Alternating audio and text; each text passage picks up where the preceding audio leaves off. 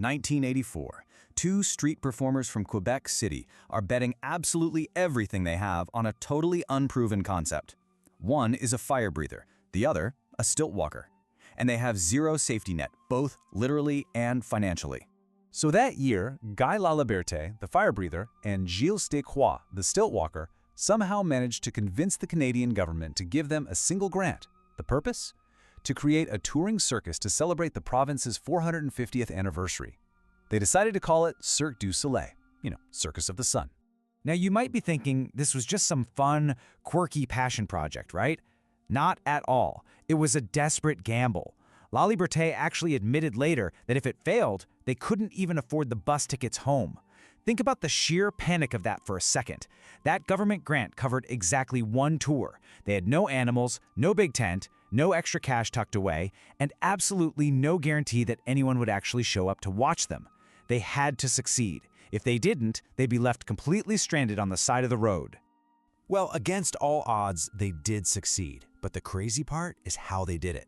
They didn't try to fix a dying industry.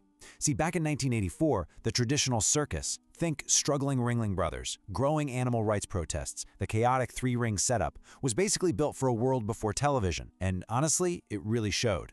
Laliberté and Stécroix only survived because they completely stripped away all those expensive, outdated assumptions. They just got rid of the ethical problems and the enormous costs of feeding literal tigers. They ditched the three rings for one single, focused theatrical stage. They weren't saving the circus, they were building something entirely new from scratch. They essentially created a brand new category, the theatrical circus. Instead of just a linear sequence of isolated, kind of random attractions, they offered an actual emotional journey. We're talking world-class acrobats, contortionists, and aerialists, combined with a full narrative, completely original music, and beautifully designed sets. And this unprecedented formula, it triggered a massive shift in who was actually buying tickets. Suddenly, they were attracting adults willing to pay premium theater prices. It completely elevated the performers from mere circus attractions to true, respected artists. Now, the early years were definitely rough. They were basically just surviving, refining their formula through a ton of trial and error. But then, 1987 hits, bringing this massive breakthrough at the Los Angeles Arts Festival. Hollywood completely discovers them, and the reviews were just extraordinary. Fast forward to 1993, and they take the biggest gamble in their history.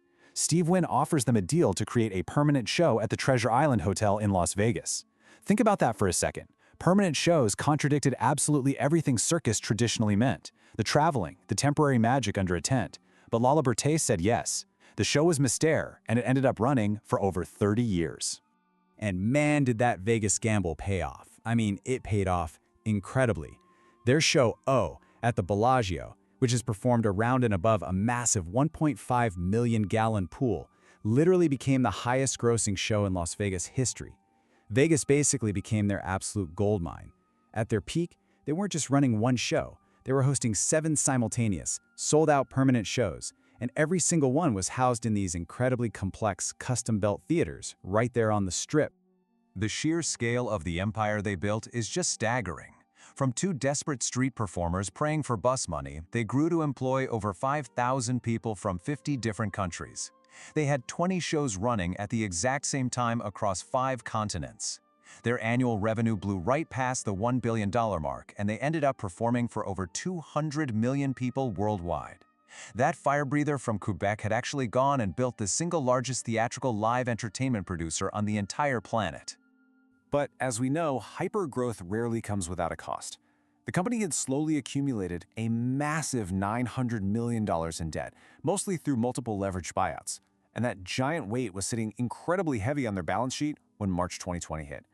The COVID-19 pandemic shut down absolutely every live performance on Earth overnight. Suddenly, without warning, the biggest live entertainment company in the world had exactly 0 revenue and $900 million in crippling obligations. The crash that followed was brutal. I mean, near fatal. With absolutely zero money coming in, they were forced to file for creditor protection in June 2020. They had to lay off 95% of their employees before ultimately being acquired by their creditors. It's a harsh reminder that absolutely no empire, no matter how big, is immune to a global crisis. But the story doesn't end there. Actually, by 2023, under new ownership, most of their major productions had miraculously resumed. It really proved the enduring, lasting power of the artistic brand they'd built all those years ago. Two street performers reimagined a 200-year-old art form and turned it into the biggest live entertainment company on Earth. The circus didn't die, it just evolved. It just took someone crazy enough to literally set the old rules on fire.